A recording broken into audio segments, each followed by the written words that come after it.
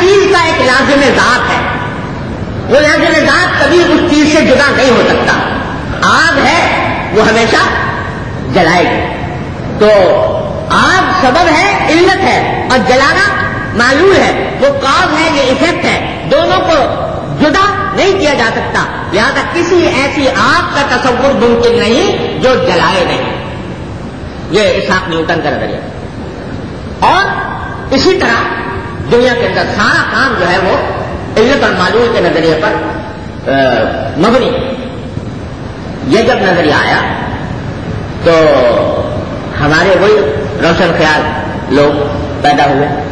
اور قرآن کہتا ہے کہ جب ابراہیم علیہ السلام کو آگ میں ڈالا گیا تو آگ کو ٹھنڈا کر دیا گیا تھا. ٹھیک ہے. اب یہ جیسے بھی آگ کو ٹھنڈا کر دیا گیا تھا، نیوٹن کہتا ہے کہ علت اور معلول کا نظام ہے اور ایک دوسرے سے کو جدا نہیں کیا جا سکتا. لہذا کسی طرح یہ بات کہیں نیوٹن کے ماننے والے مغربی لوگوں کے سامنے کہو گے تو ذرا شرماؤ وہ کہتے ہوئے، اس کے بجائے قرآن کی آیت میں کچھ تعبیر کرو کہ جو آگ ہے وہ آگ کی ٹھنڈک ڈالی نہیں ہوئی تھی، کچھ اور قصہ ہوا تھا. یہ تعبیر کرو. تو تعبیر شروع کر. سر سید احمد خان صاحب جن کی تفسیر چھپی ہوئی ہے، عام لوگوں میں چھپی ہوئی ہے، ساری دنیا جانتی ہے. تو انہوں نے کہا کہ جو قرآن کریم میں آیا ہے کہ حضرت موسیٰ علیہ السلام نے وہ کیا ڈالا، وہ عصا مارا تو لاٹھی ماری تو اس سے 12 چشمے پھوٹ پڑے. قرآن کہتا ہے پیاس لگی تھی بنی اسرائیل کو، انہوں نے کہا پانی چاہیے. اللہ تعالیٰ نے کہا اپنا جو لاٹھی ہے وہ اس پر پتھر پر مارو تو اس سے 12 چشمے پھوٹ پڑے. قرآن کہتا ہے. اب یہ بات عقل سے علت اور معلول کے حساب سے سمجھ میں نہیں آئی. وہ اسحاق نیوٹن کا نظریہ دماغ میں چھایا ہوا تھا، اسی کی بنا پر نیچر اس کی وہ ساری ہر وقت نیچر ہی کا بول بالا تھا. تو یہ تو نیچر کے خلاف ہے کہ آدمی لاٹھی مارے اور 12 چشمے پھوٹ پڑے اس کو.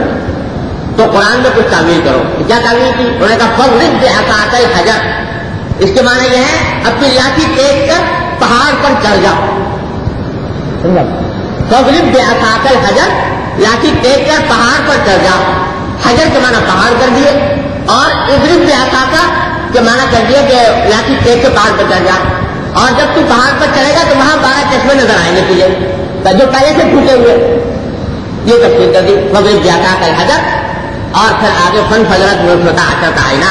اس کا منہ کیسے ہو گیا یہ فن فجرت منہ؟ تو اس کی کوئی جواب نہیں، لیکن کیونکہ نیچر کے حساب سے نئے نظریے کے حساب سے اس کو تعبیر کرنا تھا، لہٰذا یہ تو ٹھیک ہے. قرآن کہتا ہے کہ آخرت ہوگی، جنت ہوگی، دوزخ ہوگی، اور جنت میں یہ نعمتیں ہوں گی اور دوزخ میں یہ عذاب ہوں گے. تو وہ کہتے ہیں یہ سب جاہلوں کو سمجھانے والی بات ہے. نہ باغات ہوں گے، نہ پھل ہوں گے، نہ حوریں ہوں گی، نہ کچھ ہوگا. یہ تو ایک مجاز ہے سارا. کوئی خاص کیفیت ہوگی جو مل جائے گی وہاں جا کر.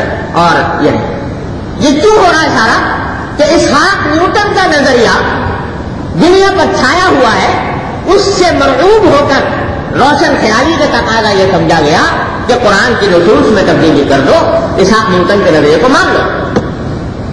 یہ تفصیل ہر آدمی دیکھ سکتا ہے، پڑھی ہے، سب اسحاق نیوٹن کے نظریے پر مبنی ہے. ابھی 100 سال بھی نہیں گزرے تھے کہ مغرب میں آئنسٹائن وجود میں آ گیا.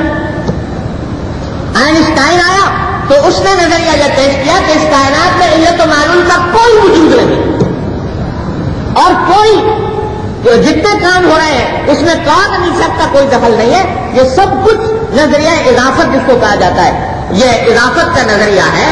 اس میں جو کچھ ہے وہ بالکل ایک دوسرے سے غیر مربوط ہے. اگر آگ جلاتی ہے تو یہ نہیں کہ آگ اور جلانے میں کوئی علت اور معلول کی نسبت ہے، نہیں. دو چیزیں ہیں ایک ساتھ پیدا ہوئی ہیں. آگ الگ پیدا ہوئی، جلانا الگ پیدا ہوا، دونوں میں آپس میں کوئی ربط نہیں. اس نے آگے نظریہ پیش کر دیا. اسحاق نیوٹن کا نظریہ دھوئیں میں اڑ گیا اور وہ آئنسٹائن کے نظریے کی بنیاد پر آج جتنے ایٹم جو کچھ بھی ترقیات ہو رہی ہیں وہ سب آئنسٹائن کے نظریات کی بنیاد پر ہیں. اس نے آ کر سارا نیوٹن کے نظریے کو دھوئے کی طرح اڑا دیا. اب کچھ نہیں. اس وقت انہوں نے معجزات کا انکار کیا تھا اس بنا پر کہ نیوٹن کا نظریہ سکہ راج الوقت تھا. اب اگر اس فلسفے کو دیکھا جائے تو اس میں کچھ بھی. تو یہ دن رات آنکھ بچولی ہو رہی ہے فلسفوں کی نظریات کی. تو امام بخاری رحمۃ اللہ علیہ آخر میں یہ کتاب الرد علی الجہمیہ قائم کر کے یہ بتلانا چاہتے ہیں کہ دین وہی ہے جو جناب محمد الرسول اللہ صلی اللہ علیہ وسلم نے بتایا, وہی حق ہے اور قیامت تک حق رہے گا. نظریات اور فلسفے آتے جائیں جاتے جائیں, اس سے اس دین کے عقائد پر کوئی فرق واقع نہیں ہوتا. اسی کا ایک حصہ یہ بھی تھا کہ وزن اعمال کا انکار کیا گیا تھا کہ بھئی وزن اعمال نہیں ہو سکتا. وہ نظریہ ختم ہوا. آج ہر چیز کھل رہی ہے, حرارت کھل رہی ہے, برودت کھل رہی ہے, رفتار کھل رہی ہے, جو ہے آواز کھل رہی ہے. تو وہ سارا قصہ ختم ہو. تو امام بخاری رحمۃ اللہ نے باب قائم کیا کہ ونضع الموازین القسط لیوم القیامہ وان اعمال بنی آدم وقولهم, اور کچھ نہیں.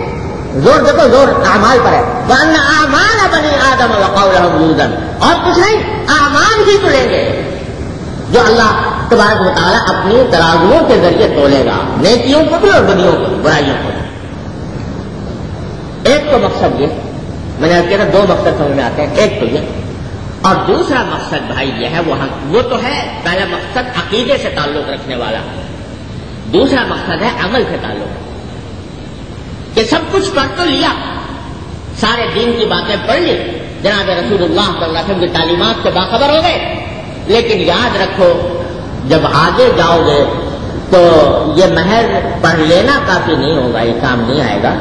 کام آئے گا تو وہ عمل آئے گا جس کا میزان عمل میں کچھ وزن ہو.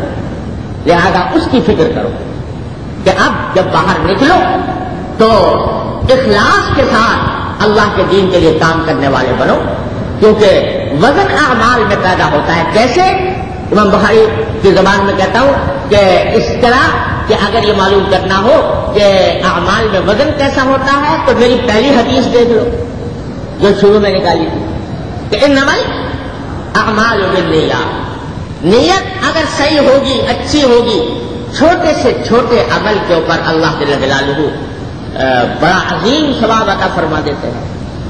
اگر اخلاص ہو تو بظاہر دیکھنے میں چھوٹا سا عمل نظر آ رہا ہے, لیکن اللہ تبارک و تعالیٰ کے اس کا بڑا وزن ہوتا ہے بعض اوقات, کیونکہ اللہ تعالیٰ اعمال کی جسامت کو نہیں دیکھتے, اعمال کی گنتی کو نہیں دیکھتے, اعمال کے وزن کو دیکھتے ہیں.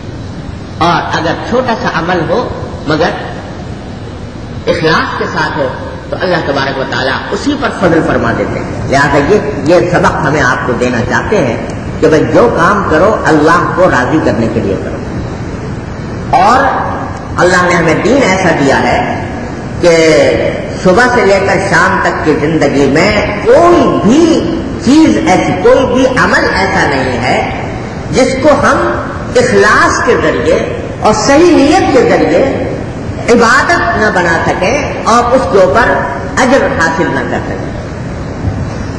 صبح سے شام تک, یہاں تک کہ کھانا پینا, سونا, جاگنا, کمانا, تجارت, زراعت, مزدوری, محنت, ملازمت, گھر والوں سے ملنا, دوست احباب سے ملاقات, یہ سب چیزیں ایسی ہیں کہ اگر اس میں نیت صحیح ہو جائے تو سب عبادت اللہ کے ہاں سب عبادت کی جاتی ہے. میرے شیخ حضرت عارفی قدس اللہ تعالیٰ سرہ فرمایا کرتے تھے کہ دیکھو بھائی, صبح کو جب اٹھو نماز فجر کی پڑھنے کے بعد ایک مرتبہ یہ نیت کر لو کہ ان صلاتی و نسکی و محیایا و مماتی للہ رب العالمین, کہ اللہ آج سارے دن جو عمل کروں گا آپ کو راضی کرنے کے لیے کروں.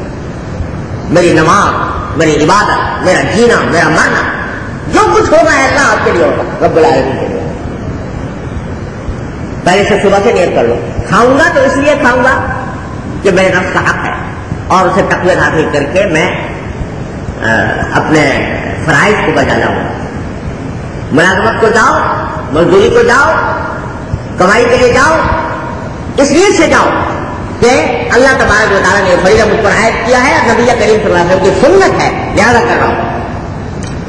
ہر کام میں نیت کر لو ان صلاتی و نسکی و محیا و مماتی للہ رب العالمین.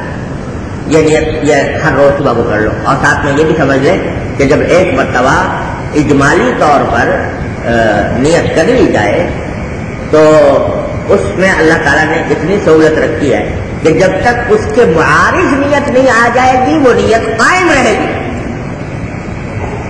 وہ باقی رہے گی. لہذا جب صبح کو نیت کر لی تو وہ شام تک کے اعمال کے لیے انشاءاللہ کافی ہے, بشرطے کہ اس کے خلاف کوئی چیز نہ آئے. ہاں ہر موقع پر اگر استعداد کر لیا جائے تو اور زیادہ بہتر.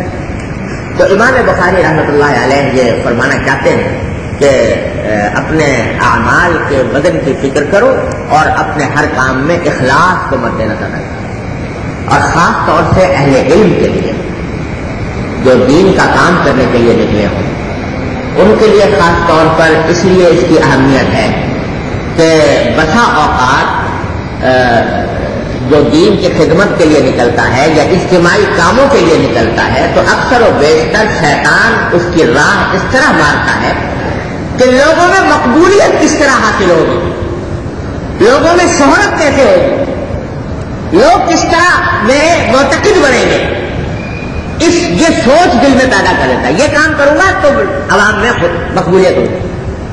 بس یہ بات پیدا ہوئی اور عمل کا ثواب ضائع ہوا, اکارت ہوا. اس لیے کہا جا رہا ہے کہ بھائی خدا کے لیے مخلوق کی راضی کرنے کی فکر نہ کرو, اللہ کو راضی کرنے کی فکر کرو. جو کام کرو اللہ کے لیے کرو, مخلوق بس راضی ہو یا نہ ہو اللہ تعالیٰ راضی ہو جائے یہ فکر کرو. تو یہ دو مقاصد ہیں جو اس باب کے معلوم ہوتے ہیں. اللہ تعالیٰ ایک کا تعلق عقیدے سے, ایک کا تعلق عمل. اس کے مطابق فرمایا کہ اعمال بنی آدم وقولهم موجودا, اشارہ یہ بھی کر دیا کہ صرف اعمال ہی کا وزن نہیں ہوگا بلکہ اقوال کا بھی ہوگا, زبان سے نکلی ہوئی ہر بات تولی جائے گی. لہٰذا ایک اور سبق دے دیا امام بخاری نے جاتے جاتے کہ دیکھو بھائی طالب علموں, اب تک جب تم اپنے کان استعمال کر رہے تھے, صرف زبان نہیں استعمال کرتے تھے. سبق میں بیٹھے ہو نا تو استاد کی تقریر سن رہے ہو, استاد بول رہا ہے, اب کبھی اونگ گئے کبھی سو گئے, لیکن کان استعمال ہو, زبان کا استعمال بھی نہیں. جب باہر نکلو گے تو اب زبان